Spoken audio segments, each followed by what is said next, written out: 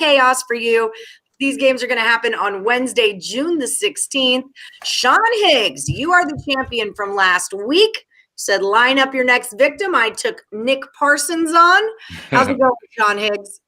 I just said to Nick, I said, I don't really like facing him. He's such a nice guy. Like, he's always in, like, just nice and laid back and mellow, just comes with his stuff. It's like, it's not like I get old man Chipper in here. He comes in here harassing me, nonsense, or like the Earl twins want to make jokes, Hey, I'll try my hardest to be a jerk here, though, and then. He said, "Is that?" I said, "No, I like it." It's like the whole thing's like, it's Canada. They're so nice. Like, yeah, get out. We need more wood, Canada. Like, you can't even argue with Canadians. Everybody's so nice. Like, it's like the Texas people down there. Hey, sir, how are you? Like, Canadians are like, hey, how are you? Manners and stuff. Regardless, though, I do want to win this. I want to knock you off here for sure. I mean, you're the defending champ here, aren't you? Yeah, I beat Cam. I hadn't faced Cam in ages. I was, the Wednesday, Thursday guy. Cam was actually Tuesday, so I don't know. I guess I'll be back at another one for just straight baseball on Thursday or something. I've been rolling it since April. Yeah, well, you and Chip there have been very good at this game for sure. Yeah, well, you have too, Nick. I mean, you have definitely held your share of crowns. Your crown cabinet is full. So a couple of times, yeah. Let's not say that. Okay, so let's get this party started. Total Chaos is a show where I give these guys 5 games that happen on Wednesday, June 16th. They're going to tell me if they go over or under. We've got 2 NBA games, an NHL game, and 2 baseball games. So a little menagerie, little potpourri chaos today, which kind of sounds like an oxymoron, but that's what we're doing here. So whoever gets the most correct comes back next week as the Total Chaos champ. So let's get this party started. Higgs, we're going to start with you. It's the Hawks at the 76ers. 223.5 is the number. Where are you going to go with this one? I'm going over the total here in Philadelphia. These guys, Philly's going to be able to score. I thought Philly would really take a commanding lead last game, and then we saw nothing, right? Lowest scoring game of the series. So coming home, I think we'll see a little shootout. Atlanta can score. We throw out that New York series because that's, the way New York plays. Hawks can play. They're an up-and-down type team. We saw Philly up and down versus the Wizards. And in previous games here, they put up, 240, 238. They can get up. So I'm going to go 223 over. This is a big game for Philly here. Not just for the series, but looking ahead. They got an eye on the next series. I'm like, what? The Nets are down. The Bucks are beatable. So they're like, what? Let's not play games here. Let's take care of a team. So put the hoop in a bucket. Get that total up there over 223.5. All right, Nick, that was a really embarrassing situation for the 76ers last week also, or the last game also. So, yeah, I mean. They were up, too, and I was like. By 18. That was silly. And then they lose by 3. What do you got on this one, Parsons? This is game 5. First game went over. Second game went under. Third game went over. Fourth game went under. And so I think this pattern's going to repeat, too. I'm getting in the car with Sean here. This one's going over for sure. This is a critical game for both teams, obviously. Game 5, it's all tied up. I expect a more wide open affair with the shift in venue. I look for that pattern to continue going over. Over we go. Detroit, Lenny. Look at these sharp dudes all cleaned up for me. I like it. I expect nothing less, gentlemen. Nothing less. All right. Shade going on for everybody today. So Nick Parsons, we got the Clippers at the Jazz. 222 is the number on this one. What do you say? This is a bit of a different series. The game 1 went under, then there was 2 straight overs. The last game went under there, just barely, just snuck under the total there. Clippers won 118-104. Now we shift back to Utah. So it's been,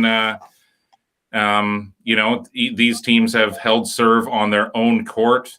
I'm going to go with the over here. I just think that Utah, it can't sit back. It's got to be the aggressor in this game 5. It's lost 2 in a row. That's going to be my call. I expect a faster pace from the home side here. And so I think this one's going to go back over.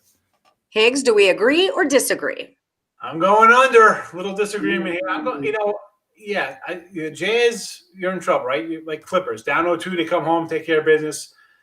I just think under the Clippers can play defense. We saw that last game. Even in other games here, we see not sporadic.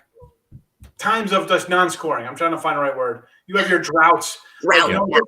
It just looks bad. Like it turned into a two-man show. Like this was a two-man show for the Clippers in Utah, right? I mean, it just goes, let's go. With George and Kawhi were going at it, and you got Mitchell. It's like it just turned into we're going to one-up each other. So I think here on the road, yeah, it's game 5. Somebody's going to take charge, and I think this is where like the superstar mentality takes over, and one guy's going to want to shoot, and it's going to isolate everybody else. So I'm going to lean to the under. Leaning under. Okay, that's all right. Someone's got to win the game. Your win over Cam came down to a side, actually. You guys took the side on the Braves and the Phillies. He had the Braves. He was winning the whole way through. Phillies took it with a walk-off in the bottom of the 9th. Yeah, 2-1. 2-1. That's like the Nick Earl asterisk one where when all three of us went head-to-head. And I'm like, no, you can't take that because you can't just jump on something that I said. You got to, and I felt bad for it. Because it actually came down to that game, you know. Yeah, it did. It totally did. Detroit Lenny has a good way to put it. Spurts of defense. It wasn't a scoring drought. It was just a spurt of defense from the other side. All right, Higgs, you got the hockey game. Montreal's at Vegas. The number's 5. I saw it move down from 5.5. What are we going to do here? I am going over the total. Cold cash on the ice. We're going to see some offense to melt that ice, baby. You know, I had the under as like a free pick at. I'm like, you know what? I like the under in this game here. And then it was 4-1, and they couldn't even empty net for like 5 minutes. They couldn't get a goal. So I lucked out on that. Here, though, I'm thinking the same thing. I think Montreal's going to play a little more with some pressure. They're going to come out. They need to score, right? You scored 1 goal. You got to put something in the ice there in the net. And Vegas is going to score. They're a good team, you know, and I think they're going to come out like, let's put the nail in the call for Hammerman. They're going to come out firing. So 6-2, 6-3. I think this one sails over 5. Vegas is a tough team to play at home. We really are. And I saw a lot of those Canadian games where there wasn't anybody in the stands, you know, and T-Mobile, Toshiba Plaza, it's a very different place. It's a very different place. Nick, what do you think about this one? So I also had a play on the under in that game 1. I thought it set up well as a defensive affair, but for this game 2, I also think it's going to be a wide open affair. Montreal, up to this point, has been relying on its really incredibly disciplined play, really tight defense, great goaltending. It's been waiting for the other teams to make the first mistake, and that's worked up until this point. But now it faces a team that's almost, you know, a mirror image of itself, but better on the defensive end, more disciplined. And so Montreal, it has to get creative here to create some offense. And so, yeah, it has to do something to take out the Knights here, who are like a minus 255 favorite and still going up here at this point. So, yeah, I'm going over in game 2.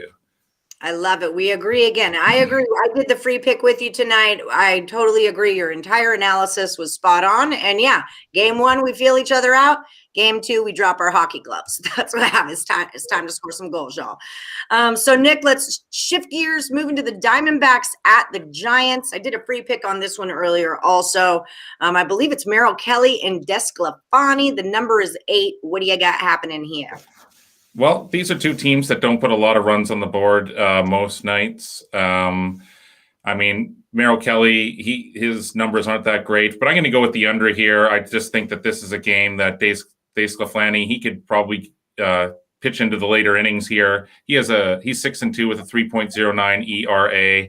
And so, yeah, I think that, Desclafani, he'll take over this game. He'll pitch deep, and this one's going to go under. Under we go. Giants under has been a good casher for me all season. What about you, Higgs? What are you thinking on this one? Yeah, Giants under have this whole part played under early. Yeah, Alex Wood pitching good. The Scaffellini, Gausman, but I'm actually going to go over. And we're doing this early. I had the over last night here, and it didn't get there. It was 5-2. I missed it by a run, and obviously here we're right early. Arizona is just so bad. They haven't won a road game. I said this today on Midday Morning. They haven't won a road game since Bumgarner's doubleheader. Complete game, whatever, no hitter. 20 straight, right? That was April 25th. That was April 25th. June 15th, we're doing this. They haven't won a road game. Wow. I think they're 5-38 since May 1st overall. This is a bad. Listen, they're banged up. The pitching's bad. I mean, I can't go under with a team like that because I think they're just horrendous everywhere. And Scaffellini, as good as you've been, I don't know. and I've been saying a lot this week, we've seen the whole sticky nonsense. And last week, batting average, everybody's batting average up last week. Home runs are up, strikeouts are down, pitchers getting hit like they haven't been hit before. So I'm going to go over here, and we'll see what happens. Detroit Lenny's been making car payments off of Giants unders. That's it. That's how it rolls. Nice for a month and a half. I don't know if that's going to keep up, though, man. I think the stat was 20 straight road games that the Diamondbacks have. And y'all don't go out there thinking like, well, they're due. That's not how betting on baseball works. You follow those trends, okay? Maybe they're due, but we're just going to keep betting them the way they're playing. I said, it's nice you could come in and take it. It's like a low number, but it's not a low number. You're laying $2. And, okay, you'd be up because you're 38-5 or 36-7, 37-5. But you can't just jump on now. If you were on that from May, you're like, oh, I've had them good. I've been riding it. It's been nice. You can't come in 40 games into something and think it's going to continue when you're laying 2-1 odds. Right. All it takes is one, and you're screwed up for the whole. Now you got to hope for 3 more wins to get ready. Yeah, that's just it. So bet the D-back, says Tim Earl. Smart Alec. He says, joking. Okay, so the last one, we've got the Twins at the Mariners. Both of these late night games are a little bit lacking. Higgs, you're going to take this one first. 8.5 is that number. What do you got? I'm going under the total here, believe it or not. I'm going under. I know Minnie's supposed to be a good offensive team, but I said this today. I took Seattle. I got them actually the run line last night at plus 188 laying. So I'm laying a 1.5, but I'll take a shot. Minnesota's a bad team. They're not hitting. They're not pitching good. That being said, Seattle's not an offensive juggernaut. Sheffield's number, I was looking at it, he's almost at 300 for batting average against, but on the road, he's like 330. At home, a lot better. Again, Minnesota, I'm not a fan of their hitters. And this young kid, Bailey Ober, and I want to say like barely over when a name like that, but first game, he gave up a bunch of runs to the White Sox, right? Okay. You're coming up, you get White Sox hit you, they're a pretty good offensive team. But 4 innings, 1 run versus Kansas City, 5 innings, 2 runs versus Houston. Not bad his last 2 starts. Give me 5 innings, 2 runs here, and we're alive and ready to go here under 8.5. So I'll take the under 8.5. All right. Nick Parsons, what do you think about it? Yeah, scoring 9 runs in this park is with these two teams, that's a difficult thing to do. I'm going to go with the under as well here. As Sean pointed out, Sheffield, he's not very good on the road. He's 1-4 with a 6.10 ERA, but at home he's 4-1 with a 3.64 ERA. Minnesota just has not been generating any offense. It's been terrible this year. Seattle struggles at the best of times with offense as well. So here, these are 2 hungry starters. And yeah, Sheffield's home record, I just think that's going to play into this here. And so, yeah, I'm going under. Under we go. So we agree again. All right. Ooh, 5-4 Blue Jays. Boom. Over 8.5. Boom goes the dynamite. All right. So we are going to do a quick recap here. But first, I just want to see what you guys have going on over at picksandparlays.net. We do have a new promo code over at the site. It's OPEN, OPEN. Saves 20% at Picks and Parlays. Sean Higgs, what do you have going on over at the site this week? Well, NBA has been excellent for me. I think I'm 22-11, so about 69-70% of my NBA playoffs. They've been on fire. Hockey's been great all year. Continue to make money there. Baseball, I lose a day yesterday, but I had a nice little weekend. So I'm battling back in baseball. Baseball's streaky. I had a great first month, bad second month, and this month's been back and forth. But chipping away, I'm like 10 games under 500, which isn't terrible. The amount I'm throwing out 8-9 games a day, so that's really not crazy. I know some people only bet 2 or 3 games. I'm a heavy guy in baseball when it comes to betting baseball. So listen, you get a 3-day pass of mine or something, you're going to get loads of games and 2 to 3 sports and playoffs. I'm crushing it. So make some money. I don't know what to say. I like it. Well, I have it over the last 30 days. You are number 2 on the leaderboard. You're 160 and 143. So if you've been betting with Sean over the last 30 days, you have made money. You're also number 4 over the last 7 days. The Insiders Room is numero uno for all of 2021, and they are number 2 for yesterday. So that's what Nick Parsons is doing. Nick, what do you got going on over at the site? Well, we'll be betting everything as well, right along with Sean there. Baseball, playoff, NBA, and NHL. And so, yeah, we're doing decently in every sport, just consistently continuing to win and just staying true to our methods and not overextending ourselves. And so far so good in 2021 for sure. You can check us out at picksandparlays.net. We are on the leaderboards. That will lead to our homepage, and then you can get the daily updates off there. Yes, and you'll look for Nick under the Insiders Room. That's the name you're looking for while you're at picksandparlays.net. And you're going to use the promo code OPEN to save you 20% off the entire site. So you can get Higgs package, you can get Nick's package, get them both, save 20%. Boom, that's how that happens. Then you're a winner chicken dinner. Okay, so let's do the guy. He's number one for 6 months. What do you? I mean, man, get me the guys. What? Yeah, no, that guy's red hot. I didn't know it's not easy, man. It is not easy, and it's a fickle thing. And so, just to stay consistent with your approach, I think has definitely helped me so far this year for sure. Yeah, all the time. I'm like, it's hard to win in one sport when you're betting like 3 others time of year. I said, so if you're hitting 2 out of 3 and I say all the time, like NBA regular season, I think I was like 21 and 29. I wasn't even worried about NBA because college basketball, I was running away. College, you just kind of focus on what you're doing. So if you're not in bed, you're like, you know what? Why am I going to stay here when I'm making money in these other ones? So I mean, to do good in everyone is people don't realize how hard it is. It's easy to it is. Like, absolutely. No, it's such a humbling. Yeah, I know. Yeah, good luck. Good luck. I tell them all the time. Try to have a winning year in one sport and then go that times 3 sports playing at one time and try to get plus money in all 3. Doesn't happen a lot. I get it from a lot of viewers that are like, I think I could do it full time. And I'm like, this is one season, so you're crushing basketball. Awesome. But in 25 minutes, basketball is gone, so you shift to WNBA or can you handicap baseball, and then when that's on, can you do football? Can you do college? So it's a process. It's a marathon. It is not a sprint and you have to be able to turn left. It's a grind. That's exactly. There's no finish line. It never ends. Yeah. When you go 3 and 17, how's your money? You're gonna be able to eat? Exactly. What do your kids How have? motivated are you gonna get up to? How much soup do you have in your house for a run like that? Was it really?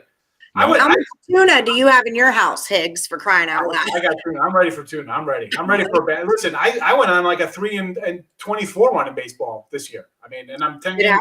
So, and even when I was up money in baseball, I'm a dog guy. So, I mean, I'll have a losing record. If I have a winning record, forget it. It's like champagne bath in the bathtub, I mean, who cares?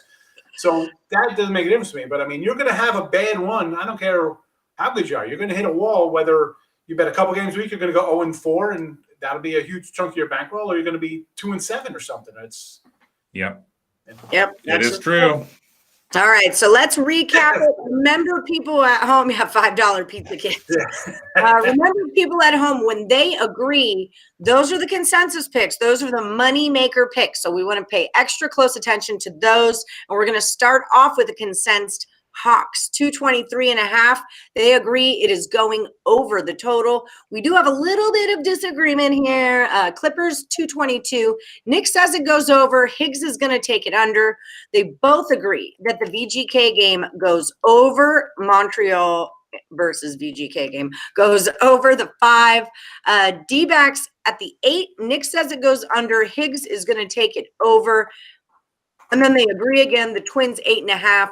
Both cappers say it goes under that total. So that's what we got for you today, all right? We got some money-making picks here on Total Chaos. We'll see who gets the most correct, and I'll see you back next week as the Total Chaos champion. All right, guys, thanks so much for coming on the show. Great work. For sure, absolutely. Thanks for having me on, Ellie. No problem. Always good seeing you, Sean. Win. All right. Right, man. I got my workout out for this week. This guy. Every time I see him, he's always like the top of the leaderboards, Nick. Hey, I'll keep trying here. Yeah, he's like, well, I'm not going to apologize for that. I'm sorry. Kick ass. My bad. Yeah. At least somebody's going 5-0. So I mean, that's the way I look at it. Somebody's going 5-0. Fair enough. All good picks, all great analysis. So let's see. All we can do now is just wait and see what happens. See where the cards fall, where the balls fall, for that matter. But yeah. All right, guys. I'll see you next time. May the best capper win.